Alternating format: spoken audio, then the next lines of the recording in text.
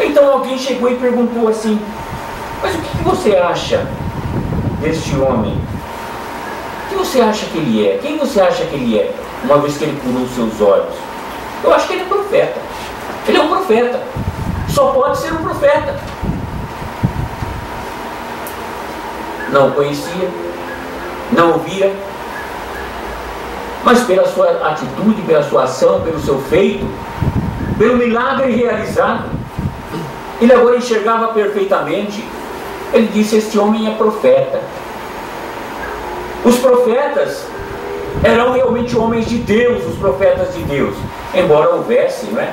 Sempre houve profetas falsos, profetas mentirosos, homens do diabo, profetas que muitas vezes eram profetas de Deus, mas que eram em algumas circunstâncias infiéis.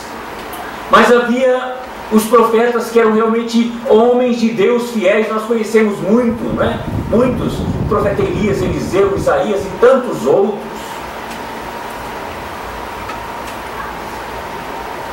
Embora houvesse os falsos profetas, como em nossos dias existem muitos falsos profetas em nosso mundo.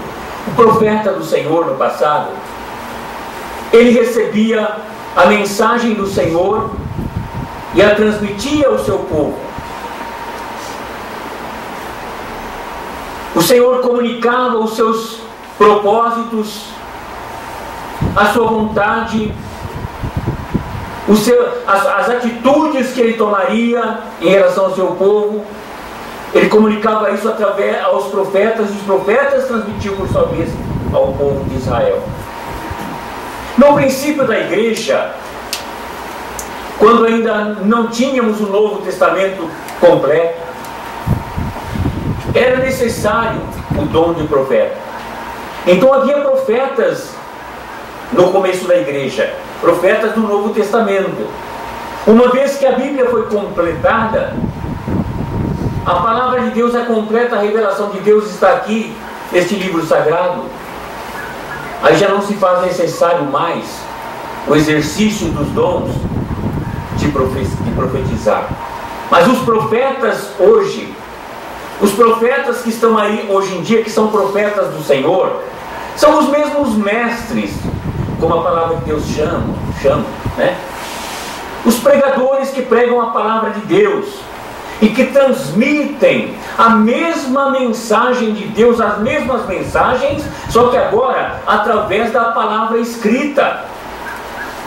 Então aqueles que vêm querer transmitir profecias a nós, revelações que nós vemos aos montes por aí, são palavras de homens, invenções de homens, que tentam fazer adivinhações, que citam coisas da cabeça, coisas que agradam o homem, coisas que o homem gosta de ouvir, como os políticos.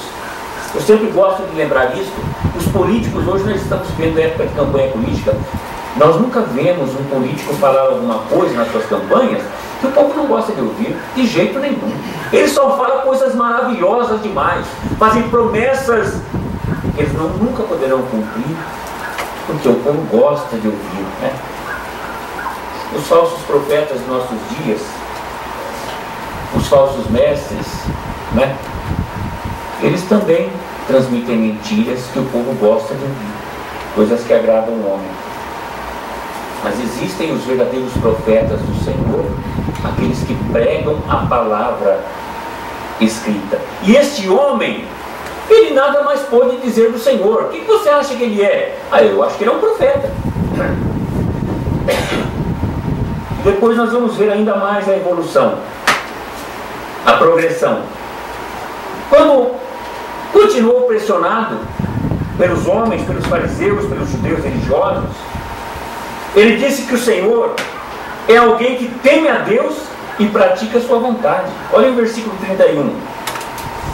Versículo 31. A partir do verso 30. Respondeu-lhes o homem: não é de estranhar que vós não saibais onde ele é, e contudo me abriu os olhos. Nisto é de estranhar, não é? Nisto é de estranhar que vós não saibais onde ele é, contudo, quem abriu os olhos. Sabemos que Deus não atende a pecadores, mas pelo contrário, se alguém teme a Deus e pratica a sua vontade, a esse atende. Desde que há mundo, jamais se ouviu que alguém tenha aberto os olhos aos cegos de nascença. Se este homem não fosse de Deus, nada poderia ter feito. Olhem a parte final do verso 31. Se alguém teme a Deus e pratica a sua vontade, a esse atende. Então este homem, mesmo sem ter visto o Senhor Jesus, ele disse que Jesus era um homem que temia Deus e que praticava a vontade de Deus. E mais, quando ele foi expulso da sinagoga, ele foi excomungado da sinagoga, do culto, né? E até das relações sociais com o povo, com a comunidade. É por isso que os pais dele, os pais desse homem, quando eles viram aquele milagre operado, eles que conheciam bem os fariseus, os judeus religiosos, os sacerdotes, eles não falavam abertamente daquilo que acontecera ao seu filho, temendo serem expulsos da sinagoga. E quando os religiosos vieram questionar os pais daquele homem, aquele cego, os pais dele disseram: ele tem idade, interrogai a ele. Nós sabemos que ele é o nosso filho, sabemos que ele nasceu cego, e sabemos que ele agora está vendo, mas não sabemos como. Perguntem a ele. Ele tem idade para responder por si mesmo. Eles temiam ser expulsos da sinagoga. E este homem foi expulso. E num determinado momento, nós lemos no verso 35, ouvindo Jesus que o tinham expulsado, encontrando-o, perguntou: crês tu no Filho do Homem? Então o Senhor Jesus o procurou agora. Foi expulso da sinagoga, foi excomungado pelos judeus. O Senhor Jesus o procura e diz: crês tu no Filho do Homem? Ele mesmo agora estando face a face com o Senhor, vendo perfeitamente, ele respondeu e disse: Senhor, quem é ele? Quem é, Senhor, Filho do Homem, para que eu nele creia? Eu quero crer nele. Eu sei apenas que ele era um homem chamado Jesus. Eu entendi e creio que ele é um profeta. Eu entendi e creio que ele é um homem que teme a Deus e faz a vontade de Deus. E agora eu quero saber quem é ele para que eu nele creia. E o Senhor Jesus diz no versículo 37, e Jesus lhe disse: já o tens visto e é o que fala contigo. Então afirmou ele: creio no Senhor, e o adorou. Vejam a evolução deste homem, a progressão feita por esse homem na compreensão da pessoa do Senhor Jesus. Recebeu aquela maravilha extraordinária.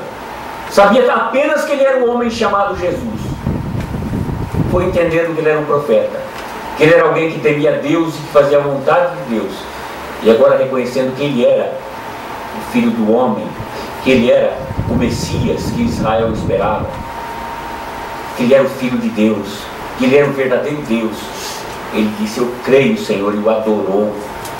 E o Senhor Jesus, como o verdadeiro Deus, ele aceitou a adoração.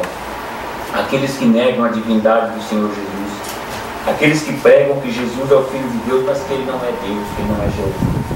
Se fosse assim, então o Senhor Jesus não teria aceito a adoração. Os apóstolos não aceitaram a adoração. Paulo não aceitou. Pedro não aceitou.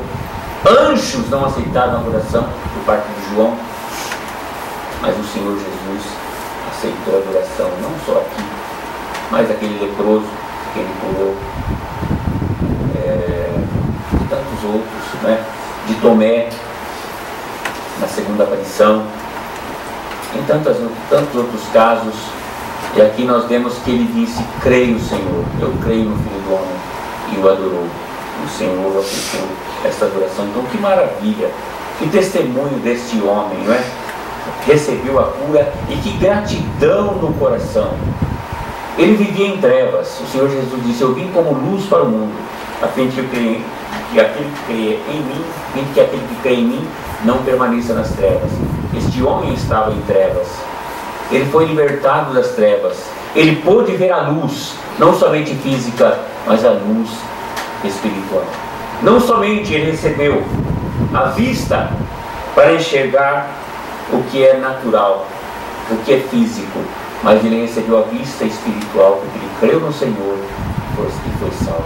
Maravilha desta obra do Senhor Jesus Cristo.